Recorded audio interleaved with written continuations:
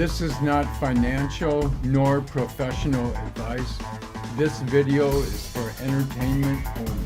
Hi everyone, my name is Stephen Fox, and today I'm going to talk about a problem that is very serious and has gathered presidential attention, and it's literally on the ports to our country, and it could ruin Christmas. And this is a major problem, and it can be solved. And it's going to be up to logistics companies to solve these problems.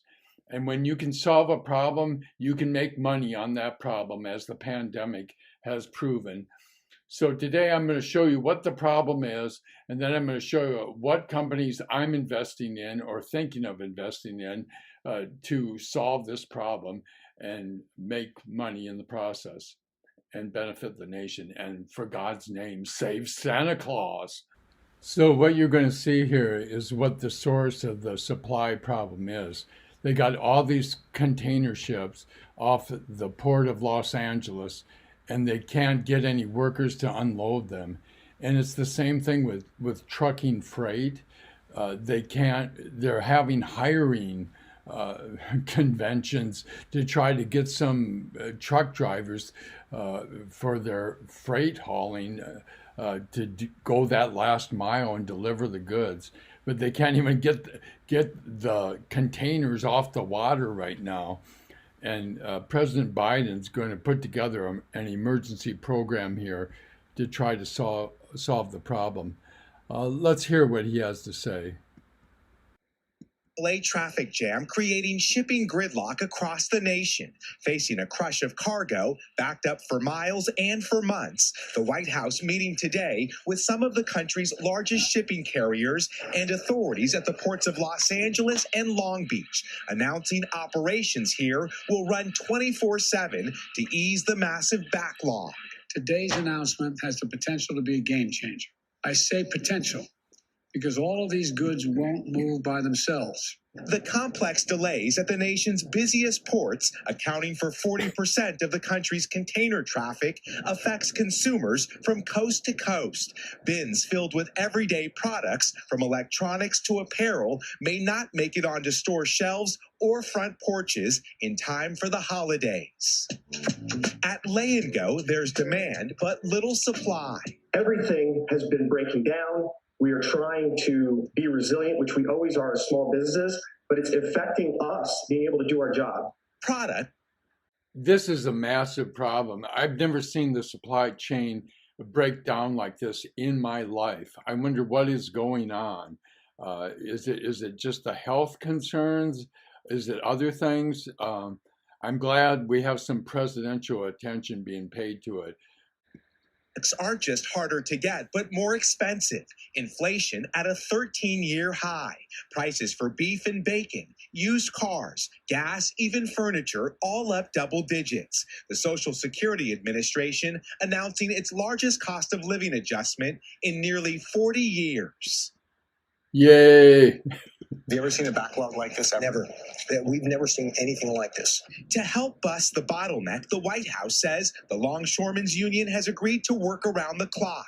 Walmart, FedEx, and UPS also committing to work off-peak hours, with other major national retailers to follow suit. Everything we're seeing today was induced by the pandemic. Right now, we're on track to handle 20 million container units in Southern California. We've never handled anything close to that. To help ensure shelves are stocked and deliveries do arrive, freight and trucking commitments to move parcels from ports across rails and highways must also be secured, fast-tracking the tangled web of trans-Pacific and cross-country shipping, a monumental task. But something like the python trying to swallow the alligator. That's the kind of volume that we're trying to send through our ports right now. Tonight, the promise of progress at some of the nation's busiest ports as the country hopes officials can deliver. And Miguel, you've been out looking at this backlog firsthand. What's the traffic look like today around the port? Well, Lester, officials tell us there's more than 60 of these massive cargo ships out at sea. It takes a couple of days to unload each one. At that pace, we're saying the backlog won't be clear until the middle of next summer. And my first logistics stock would be ArcBest.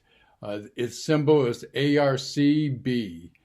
And this company does it all. It does air, ocean, and freight by truck. If we go to the year-to-date chart, you can see it's been playing in the 80s. It's got that cup formation, so it's a cup with a handle, and I think we got quite a handle on this. I think this stock could go as high as 115. That's I would buy it all the way up to 100 easily. If it went down to 78, I would sell it. I just don't like stocks that go down. I can forgive it for a while, but it's kind of it's almost like you're losing money when they're going down. And I don't need to lose money. I need to make money. I don't know about you. I suspect you're the same. ArcBest market cap is only a little over $2 billion, so there's plenty of money to be made. ArcBest earnings are growing 35% per year, so we got a real grower here. And you want to grab onto these kinds of companies that are high growth, and they're in the right spot at the right time. And then next, let's take a look at the chart on Covenant Logistics. That's CVLG.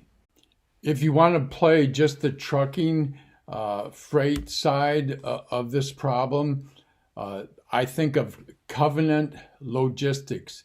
CVLG is its symbol. This company does the trucking, and it's shot up into the low 30s. I think it's likely to go to 40. I would probably sell it if it went down to like 27, would probably be my sell point. But I think it could go up to 40 relatively easy.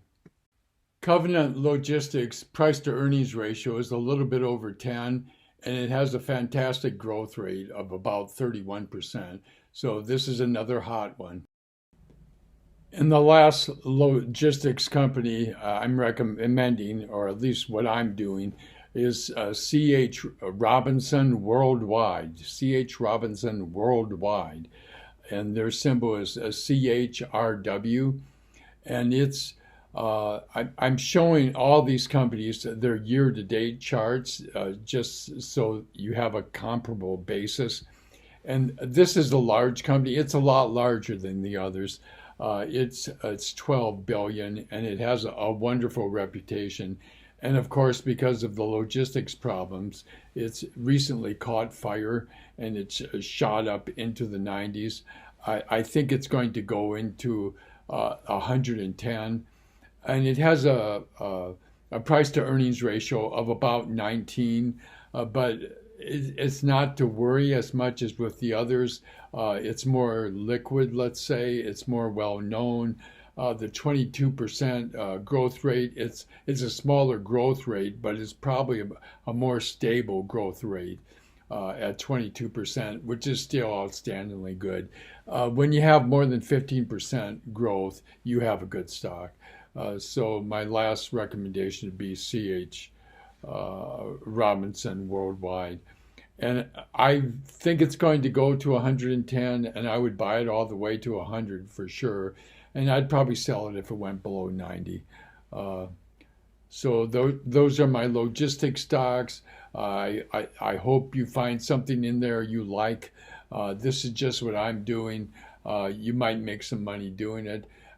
I think it's pretty sure that I'm going to make some money doing this. So I will see you in the future. Thank you for watching. Be sure to like and subscribe so that I can send you future videos. I like to be to the point and give you the lowdown on what I'm doing with stocks. And I think I've given you some good companies here today that you don't hear anywhere else, probably. And I want to keep bringing things to you that are not just the run-of-the-mill, what everybody else is doing, because I think there's a limited upside to doing that.